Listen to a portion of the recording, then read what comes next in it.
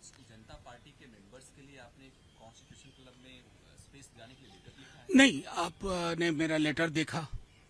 अगर आप मेरे लेटर का मजमून पढ़ेंगे जो आपके समक्ष है, एक जर्नलिस्ट हैं जिनसे मैं सोशल मीडिया में जुड़ा हुआ था और मेरे दिल्ली यूनिवर्सिटी के कुछ कलीग्स जो मेरे सीनियर हैं, मैं हॉस्पिटल में था अपने पिता के साथ, मुझे बताया गया कि ऐसा ऐसा उनको एक इवेंट करना है, प्रेस कॉन्फ्रेंस करना है, नथिंग एल्स। तो मैं तो अमूमन करता हूं, हर दूसरे तीसरे दिन किसी न किसी सिविल सोसाइटी के लिए करता हूं। आप में से कई पत्रकार हमसे रिक्वेस्ट करते हैं वेस्टर्न कोर्ट के लिए आप रिकमेंड कर दीजिए, स्वर्ण जयंती के लिए अभी शरद यादव जी का एक कार्यक्रम हो रहा है, उसके लिए रिकमेंडेशन दिया है। कई पत्रकारों की फैमिली में शादी होती है, वेस्टर्न कोर्ट के लिए कहते हैं, तो उसके लिए करते हैं रिकमेंडेशन। अमूमन प्रतिदिन रेलवे रिजर्वेशन प्रतिदिन पत्रकारों के भी होते हैं और एम्स की चिट्ठियां। तो मुझे बताया गया कि एक उनको इवेंट करना है और वो चिट्ठी है, क्लियर कट ये चिट्ठी कह रही है, हाँ, और उनको मैं जानता हूं।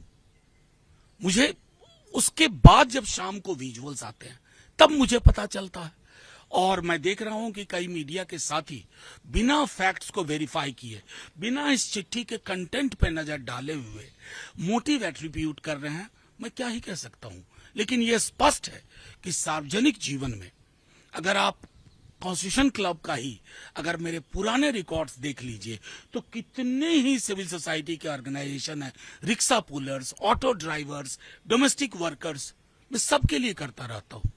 सुलभ हूं, लोग अप्रोच करते हैं और उसके बाद तो मैं समझता हूं कि इस पर कम से कम मेरी ओर से पटाक्षेप माना जाए। उनके जो मेंबर हैं, फाउंडर मेंबर हैं दीपके साहब, वो आ रहे हैं, उनके पूरे मूवमेंट को कैसे? नहीं, उनके देखो, जिस भी फेनोमेना का वैचारिकी स्पष्ट ना हो, इस मामले में बहुत स्पष्ट हूं।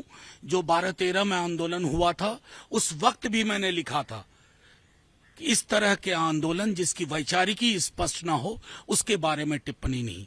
किसी भी एंटिटी के लिए, किसी भी परिघटना के लिए वैचारिक रूप से आप क्या सोचते हैं, फ्रीडम पे आपकी सोच क्या है, इक्वालिटी पे आपकी सोच क्या है, जस्टिस पे आपकी सोच क्या है, सोशल जस्टिस पे आपकी सोच क्या है, सेक्युलरिज्म पर आपकी सोच क्या है, जब तक इस पूरे बास्केट का अध्ययन ना हो तब तक हर चीज को मैं समझता हूं टिप्पणी करना और ये डिजिटल फिनोमेना ही बन के रहेगा। आगे वो आपसे सपोर्ट मांगेंगे तो देंगे आप सपोर्ट? उन्होंने तो कल भी सपोर्ट मुझसे नहीं मांगा था।